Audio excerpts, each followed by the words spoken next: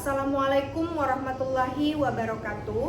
Perkenalkan, nama saya Reski Wahyuyanti, SSI MSI, salah satu dosen program studi Statistika Fakultas Matematika dan Ilmu Pengetahuan Alam Universitas Sulawesi Barat. Pada kesempatan ini, saya akan menyampaikan deskripsi diri dalam unjuk kerja Tridharma Perguruan Tinggi dalam bidang pengajaran sebagai salah satu persyaratan dalam mengikuti sertifikasi dosen. Melalui video ini, saya akan mendemonstrasikan pelaksanaan pembelajaran pada mata kuliah Statistik Spasial sesuai dengan rencana pembelajaran semester atau RPS. Demonstrasi pembelajaran ini menggambarkan implementasi 3 komponen utama dalam proses pembelajaran, yaitu delivery, interaction, and assessment atau disingkat dengan DIA. Mata kuliah Statistik Spasial merupakan mata kuliah berbobot 2 SKS yang membahas konsep, metode, dan penerapan statistik pada data yang memiliki dimensi keruangan atau spasial. Mata kuliah ini dirancang untuk membekali mahasiswa dengan pengetahuan dan keterampilan dalam memahami karakteristik data spasial, menganalisis pola keruangan, memilih metode analisis yang sesuai, serta menginterpretasikan hasil analisis untuk mendukung penyelesaian berbagai permasalahan nyata yang berkaitan dengan aspek lokasi. Mata kuliah ini mendukung pencapaian beberapa capaian pembelajaran lulusan program studi statistika, yaitu CPL 2 menunjukkan sikap tanggung jawab, kerjasama, kemandirian, ketaatan terhadap hukum, dan disiplin dalam setiap aspek kehidupan untuk mencapai tujuan bersama secara efektif dan berintegritas, khususnya di lingkungan akademik.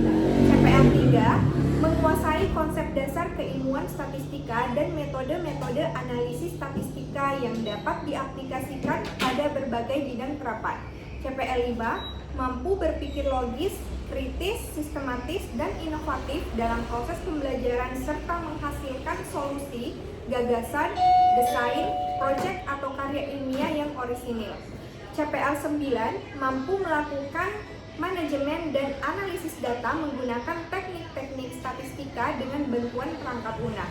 CPL 10 mampu menyelesaikan permasalahan nyata secara statistika dan mampu menyajikan serta mengkomunikasikan dalam bentuk yang mudah dipahami, baik secara tertulis maupun lisan. Untuk mendukung CPL tersebut, mata kuliah ini memiliki 4 capaian pembelajaran mata kuliah.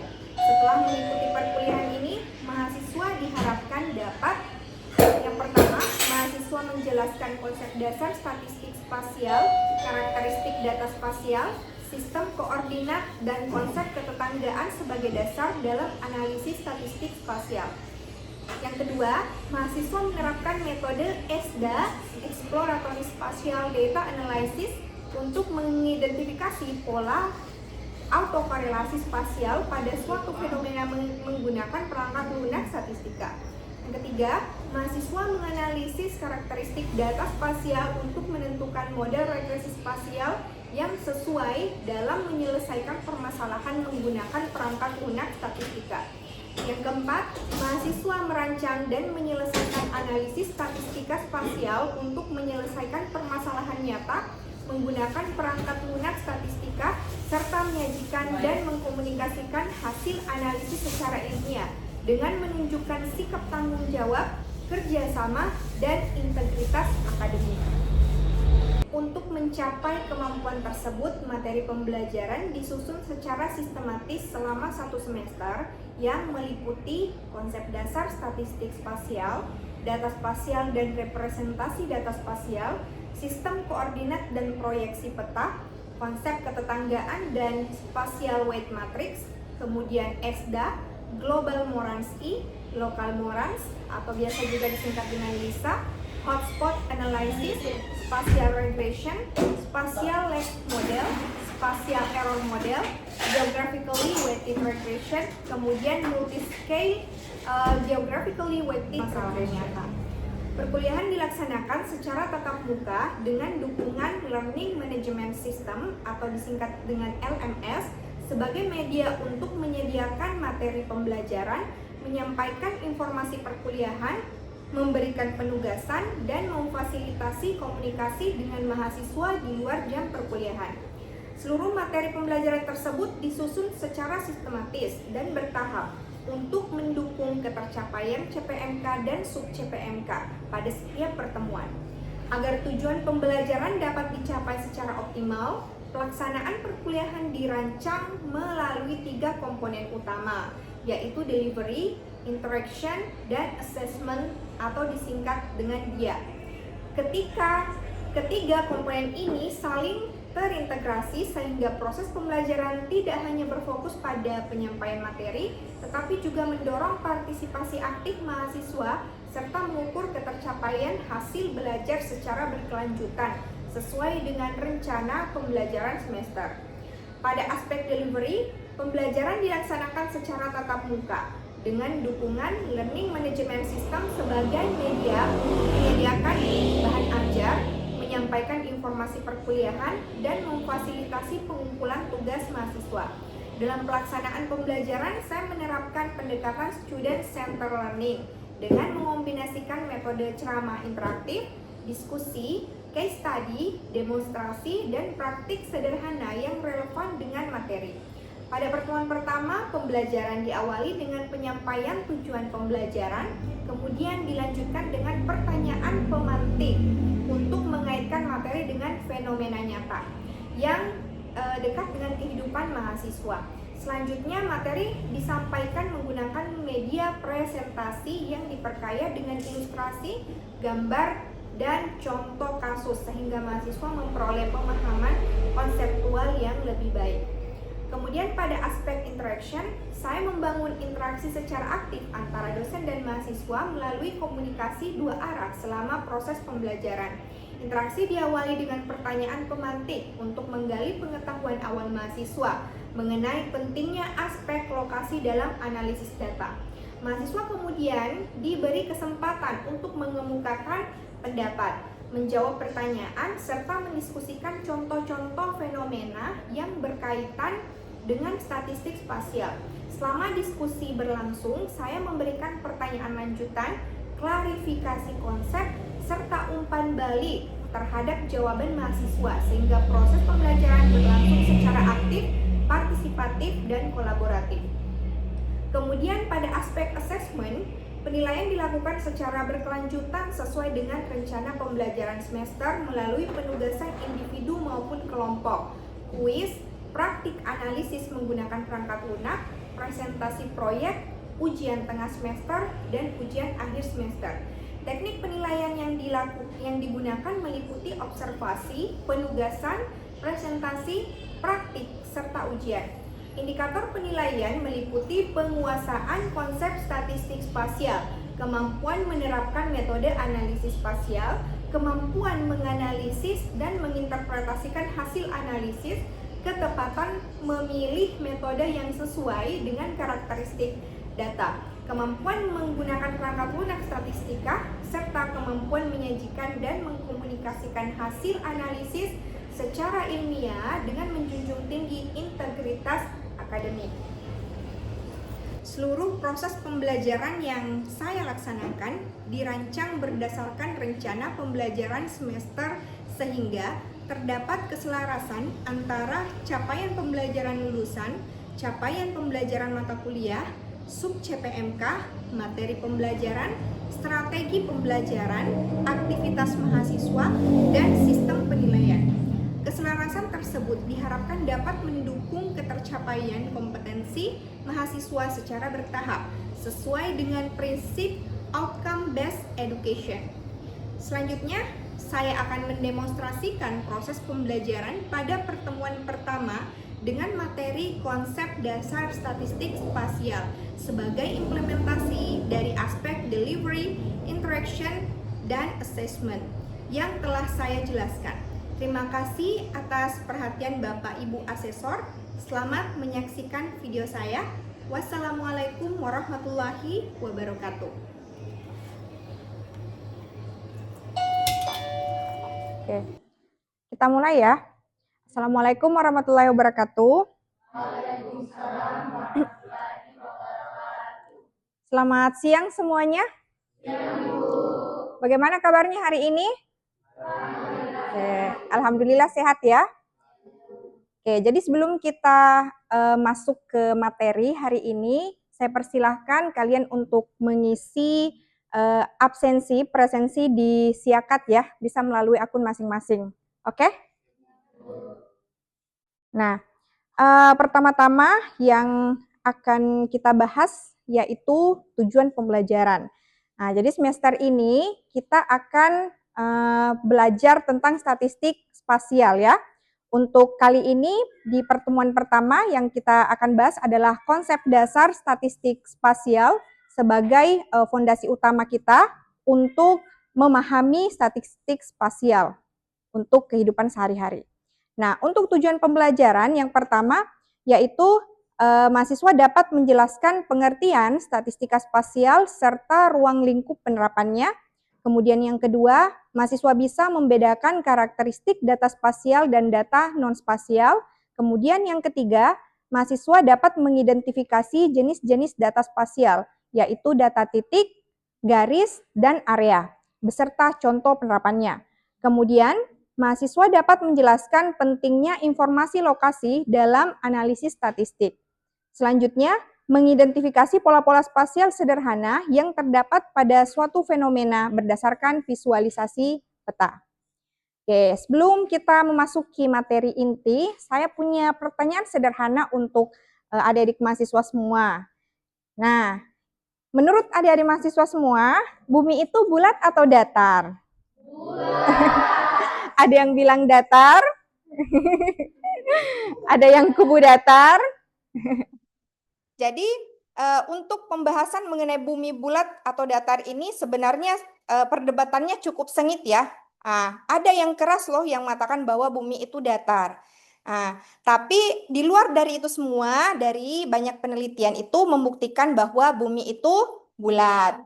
Nah, tetapi untuk mata kuliah ini kita akan membahas pada konsep bumi datar ya. Jadi kita tidak membahas bumi sebagai sesuatu yang bulat, tapi bumi sebagai sesuatu yang datar. Sehingga nanti tentunya ada koreksi ya, ada faktor koreksi antara hasil analisis kita dengan yang sebenarnya. Karena pasti akan ada perbedaan kelengkungan ya. Nah, dalam banyak analisis spasial sehari-hari itu terutama yang dilakukan dalam GIS atau pemetaan wilayah kecil hingga menengah, bumi sering dianggap datar. Nah, tujuannya untuk menyederhanakan perhitungan, ya. Namun untuk skala besar atau studi yang sangat presisi, misalnya navigasi satelit atau pemodelan iklim global, kelengkungan bumi harus diperhitungkan. Jadi kalau misalnya kita betul-betul ingin melakukan analisis secara mendalam, itu harus diperhitungkan ya. Kita harus menganalisis bumi sebagai sesuatu yang bulat.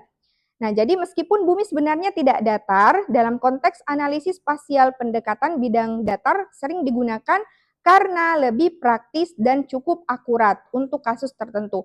Jadi di sini ada konsep yang namanya konsep parsimonial.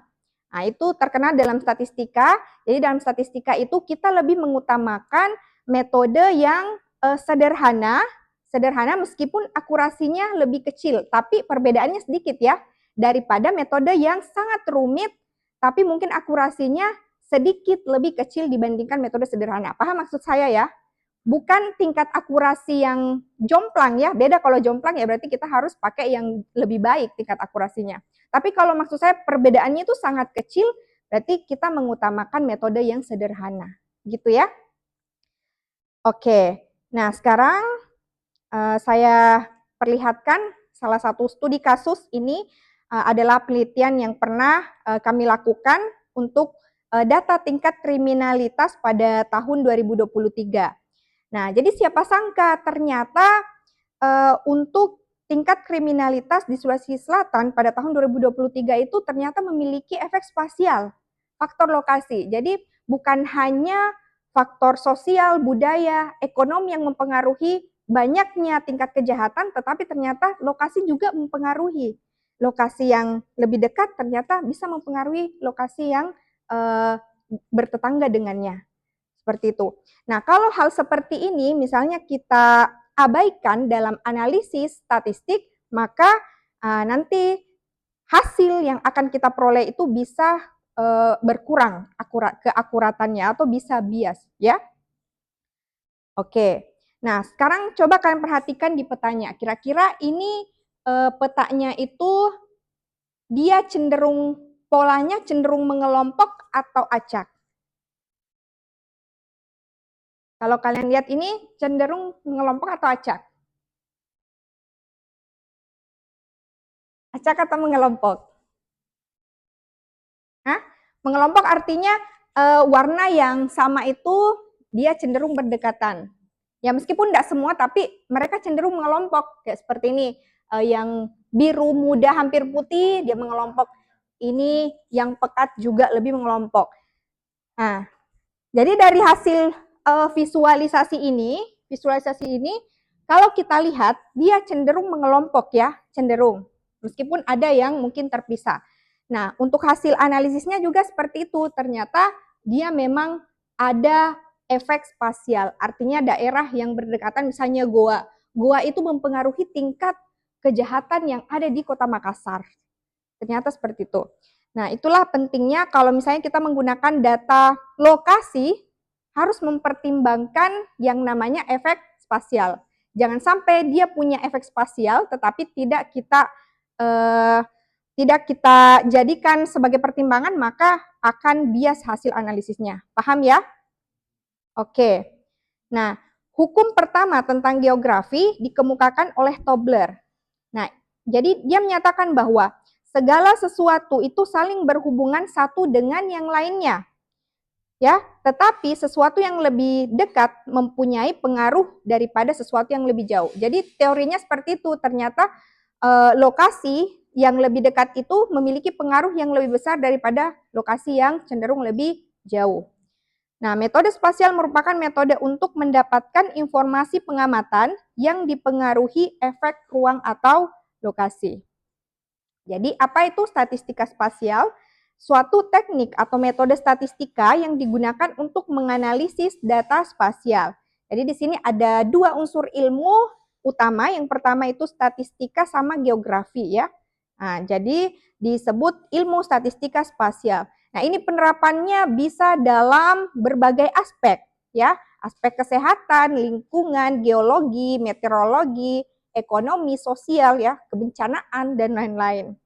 Nah, data spasial adalah data stokastik yang diperoleh dari hasil observasi yang memuat dua informasi, yaitu lokasi dan pengukuran apa. Jadi kalau kalian melakukan riset spasial, itu bukan hanya data numerik yang digunakan, tapi ada tambahan data peta. Ada tambahan data peta yang digunakan, kemudian di merge, kemudian nanti kita akan menghasilkan analisis tertentu. Nah, karakternya itu untuk pengaruh spasial antar wilayah itu dapat dibagi menjadi dua. Nah, ini ada ketergantungan spasialnya, kemudian ada juga heterogenitas spasial.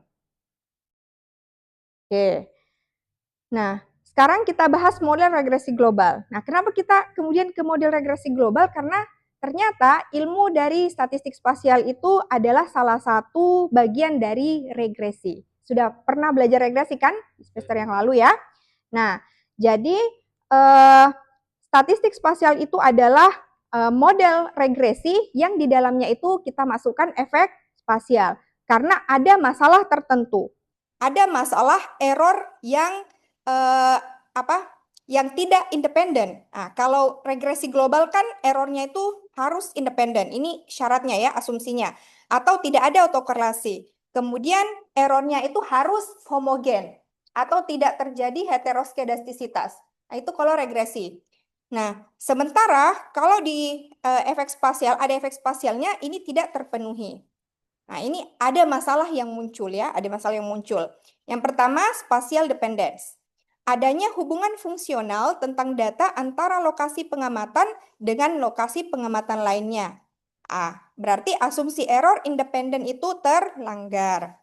Kemudian yang kedua, spatial heterogeneity. Antar lokasi mempunyai struktur atau variansi yang berbeda. Asumsi ragam error harus homogen atau identik. Nah, ini dia juga tidak terpenuhi. Dampaknya, taksiran parameter regresi tidak efisien, Yang kedua, taksiran standar error parameter underestimate. Sampai di sini paham atau ada yang ingin ditanyakan? Paham? Oke. Nah, selanjutnya tipe data spasial. Jadi data spasial itu juga ada tipe-tipenya ya. Yang pertama ada data titik, ya, point pattern analysis. Nah, ini dia berupa longitude dan latitude, atau biasa juga direpresentasikan dengan simbol X dan Y. Kemudian ada juga data line, data garis ya. Jadi lokasinya itu berupa garis. Kemudian ada juga data area, menunjukkan lokasi yang berupa luasan, seperti suatu negara, kabupaten, kota, dan sebagainya. Kalau untuk titik poin, ini merepresentasikan sebuah lokasi atau koordinat geografis yang spesifik, seperti koordinat GPS. Nah, salah satu contohnya juga misalnya rumah sakit. Jadi kalau kalian menggunakan data rumah sakit A, B, C, berarti itu pakai data titik ya. Kalau garis itu merepresentasikan sebuah jalan, ya, jalan atau aliran sungai. Intinya yang garis ini adalah kumpulan titik-titik, ya, kumpulan titik-titik lokasi. Kemudian kalau poligon itu merepresentasikan sebuah wilayah atau area tertentu, seperti batas negara atau zona banjir. Nah, kira-kira kalau misalnya Kabupaten Majene itu termasuk tipe data apa? Titik, garis, atau poligon? Kalau Kabupaten Majene? Poligon ya? Oke, bagus sekali. Nah, sekarang kalau data titik ini tampilannya seperti ini ya. Nah, tampilannya seperti ini. Jadi kita hanya mengambil satu titik dari suatu daerah. Seperti tadi contohnya sekolah, rumah sakit, puskesmas, dan lain-lain. Kemudian kalau data lain, kira-kira tampilannya seperti ini ya. Data area, berarti full dalam satu area kita ambil ya. Nah, selanjutnya pola spasial. Nah, ini adalah sesuatu yang menunjukkan penempatan atau susunan benda-benda di permukaan bumi. Spatial pattern ini akan menjelaskan bagaimana fenomena geografis terdistribusi dan bagaimana perbandingannya dengan fenomena-fenomena lainnya. Spasial statistik merupakan alat yang banyak digunakan untuk mendeskripsikan dan menganalisis spasial pattern tersebut, yaitu bagaimana objek-objek geografis terjadi dan berubah di suatu lokasi. Nah, selain itu juga dapat membandingkan pola objek-objek tersebut dengan pola objek-objek yang ditemukan di lokasi lain. Oke. Nah, pola spasial ini dapat diamati dalam berbagai konteks, termasuk geografi, ekologi, arsitektur, dan perencanaan kota. Misalkan tadi ya, dalam bidang geografi, pola spasial dapat merujuk pada cara manusia dan lingkungan fisik berinteraksi dan bagaimana pola tersebut memengaruhi kegiatan ekonomi dan sosial di wilayah tertentu. Nah, pola spasial juga dapat digunakan untuk menganalisis kecenderungan atau tren dalam data spasial, seperti peta dan citra satelit untuk mengidentifikasi pola-pola yang muncul dalam ruang dan waktu. Nah, analisis pola spasial ini dapat membantu dalam mengambil keputusan ya dan perencanaan untuk berbagai proyek dan kegiatan di bidang-bidang yang berhubungan dengan ruang fisik. Nah, ini dia tipe data spasial ya. Untuk spasial titik itu, tadi contohnya seperti ini. Lokasi suatu wilayah ditunjukkan oleh suatu titik yang mewakili wilayah. Adapun pemodelan yang bisa digunakan untuk menganalisis data titik itu seperti GWR, GWPR, GWLR. Kemudian ini digunakan dalam berbagai penelitian ya. Kalau data area itu ada SAR, SEM, kemudian SARMA. Nah, jadi ini kesimpulan dari materi kita untuk hari ini, bahwa statistik spasial itu merupakan cabang statistika yang menganalisis data dengan mempertimbangkan aspek lokasi atau keruangan. Selanjutnya, data spasial itu terdiri atas informasi lokasi atau spasial dan atribut yang saling melengkapi. Kemudian data spasial direpresentasikan dalam bentuk poin atau line dan poligon, suatu karakteristik objek yang diamati.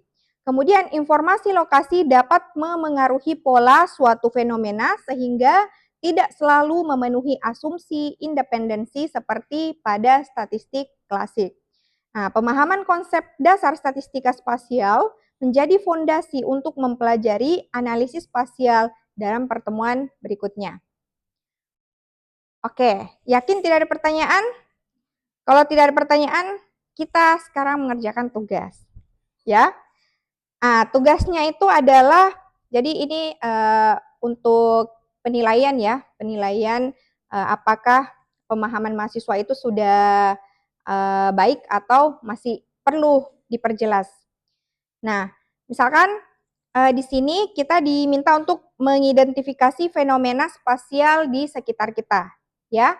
Nah, jadi kalian cari satu fenomena yang memiliki aspek keruangan spasial di daerah tempat tinggal kalian, kemudian membuat laporan singkatnya 1-2 halaman yang memuat nama fenomena yang diamati, kemudian lokasi atau wilayah pengamatan, kemudian alasan fenomena tersebut termasuk fenomena spasial, kemudian jenis data spasial yang digunakan, kemudian dugaan pola spasial yang mungkin terbentuk, ya, apakah dia mengelompok, acak, atau tersebar.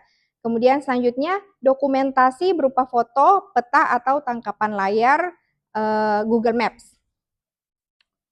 Cukup ada pertanyaan?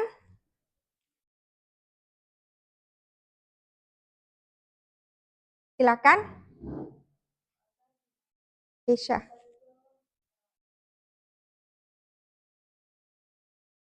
Ya.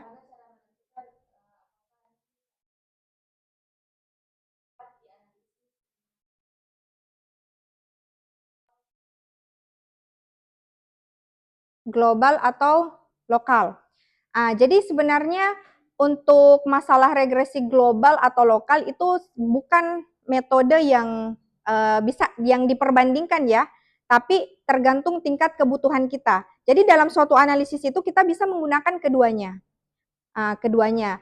Kalau yang global itu kita melihat bagaimana pengaruh spasial untuk keseluruhan daerah. Contohnya misalnya kayak tadi yang tingkat kriminalitas di Sulawesi Selatan. Kalau kita melihat secara global, nanti hasil analisisnya itu narasinya lokasi di Sulawesi Selatan, tingkat kriminalitasnya itu ternyata dia polanya mengelompok.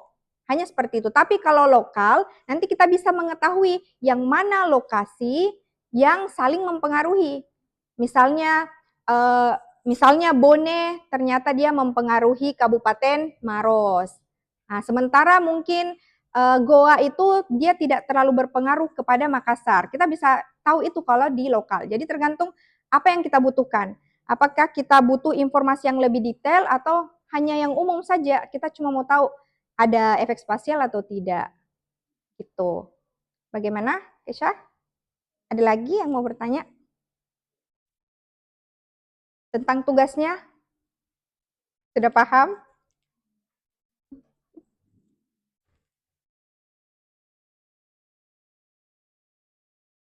Cukup? Oke.